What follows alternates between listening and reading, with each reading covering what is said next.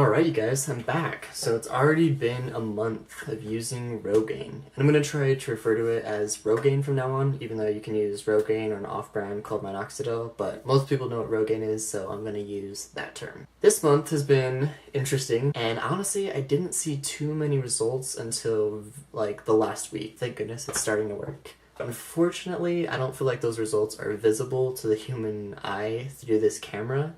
I can see it, but I don't think the camera's going to be able to pick it up at all. I'll show you pictures, but it's probably not going to show anything.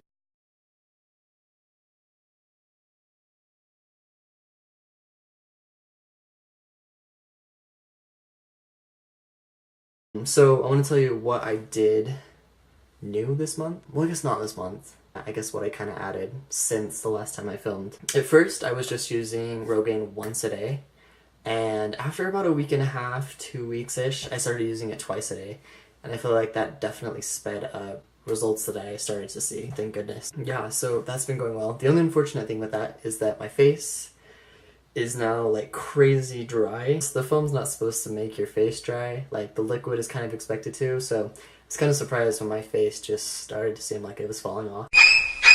I thought I had leprosy. In order to combat the dry skin, I had to get an oil, and I had to be careful with the oil that I bought because if you buy an oil or moisturizer, shampoo for your beard that has DHT blockers in it, it will hinder the growth of your beard.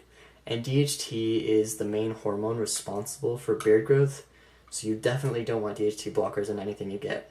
And I feel like a lot of the beard companies and hair care companies, they don't understand that that's really important in growing a beard. It's like, oh yeah, just use this oil, it's good for your beard.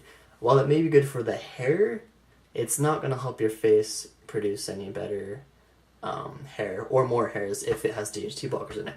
So what I got was this oil. I don't know how to say it, so I'm not going to say it. Fine, I'll say it. It's jojoba or jojoba. I don't know if it's Spanish or what, but that oil does not have any DHT blockers as long as it's been prepared like naturally, so it's like pure and doesn't have any additives, which I hope mine doesn't. I can't guarantee that it does. And then I also used a cedarwood oil, and that also doesn't have any DHT blockers as long as they didn't make it by adding other stuff. Those two oils are what I've been using on my face because cedarwood has a good smell and it kind of can stimulate your face, which is good.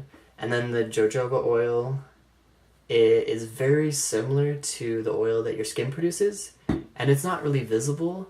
Like when I put it on, half the time I can't see it, even if I put a lot on, which is awesome because you don't want to go around looking like you got a greasy face because that's not cool. Like if you were to use coconut oil, which you definitely shouldn't use because it has DHT blockers in it, if you were to use that on your face, it would look so greasy. That is why I picked those oils. There's definitely other oils that don't have DHT blockers in them, so yeah, all you have to do is just go online and look for oils that don't have DHT blockers in it. And I'm sure you can find whatever ones like fit the smells you like, and whatever else. Oh yeah, there's one thing I didn't explain about the oil. So certain oils are carrier oils, like jojoba and grapeseed oils. And a carrier is just an oil that you would use as the main oil to put on your face.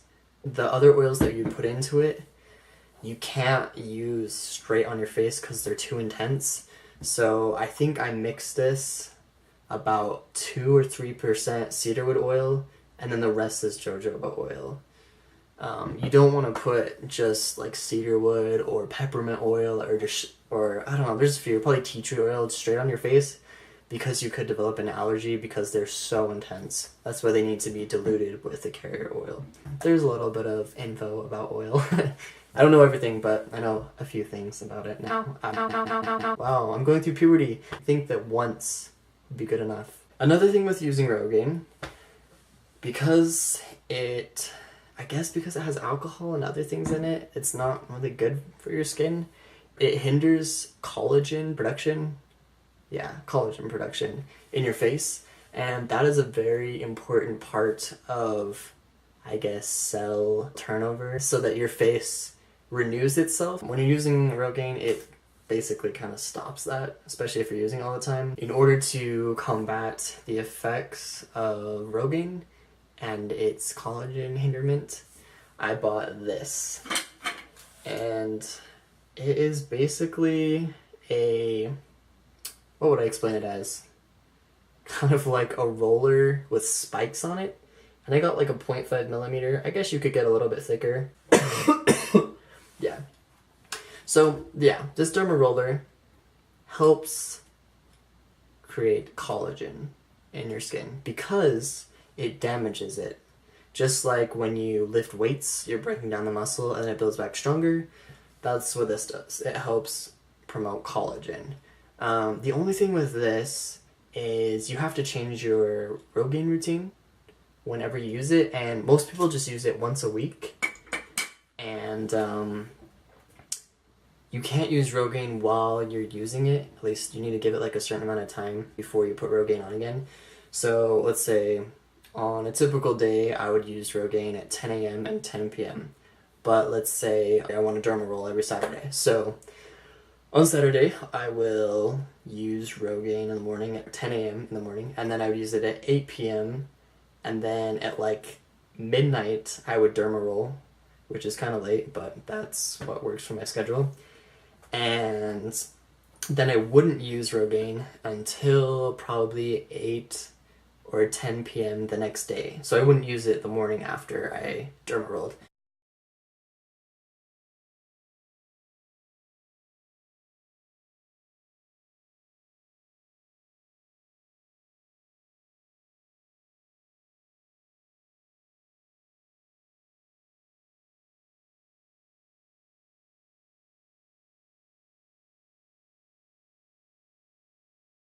Most of the things I'm saying, there's a bunch of other guys on YouTube who do beard updates with Rogaine and with the derma roller and all these things. So I'll give you links to their channels so that way you can understand it a little better. One thing I was noticing, a lot of people say that shaving your face every day makes, or I guess it promotes hair growth on your face. I think I have evidence that it is legit. So I'm going to show some pictures in just a sec. Because of doing these videos, I started shaving my facial hair shorter, and so when I cut the actual length of the hair shorter, I moved up my neckline.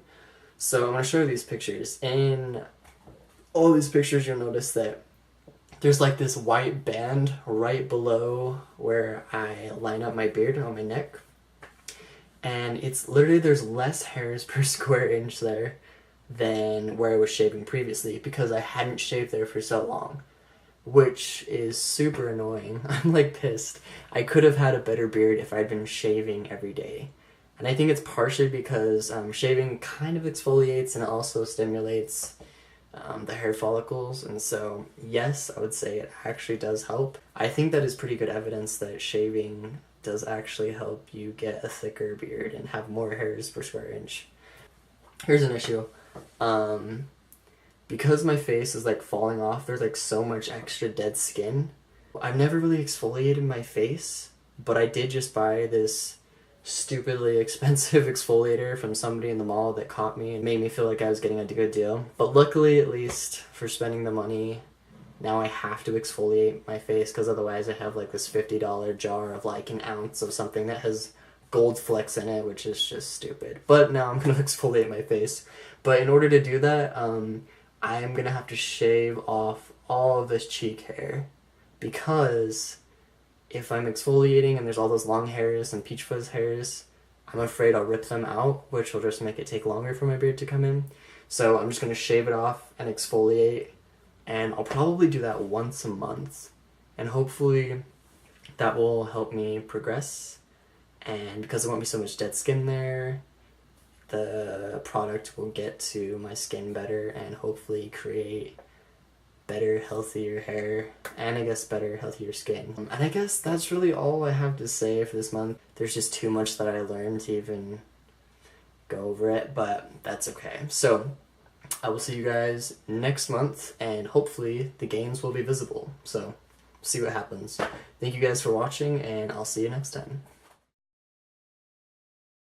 Alright, here we go. Doing this for the beard gains. So sad. I haven't shaved this part of my beard off in like 3 years. It'll be good for me. Alright, here we go.